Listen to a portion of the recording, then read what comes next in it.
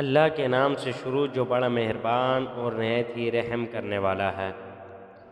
السلام علیکم ورحمۃ اللہ وبرکاتہ۔ یقیناً تمام دوست خیر و عافیت سے ہوں گے۔ اللہ تعالیٰ سے دعا ہے کہ اللہ تعالیٰ تمام دوستوں کو خیر و عافیت سے رکھے۔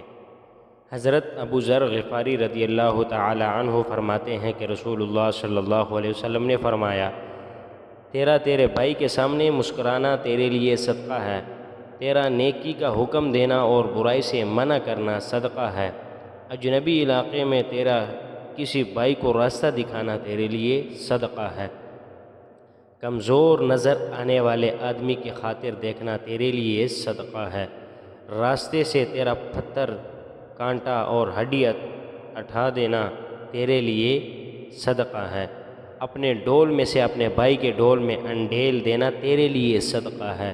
اللہ تعالیٰ سے دعا ہے کہ اللہ ہمیں ان احادیث پر عمل کرنے کی توفیق عطا فرمائے۔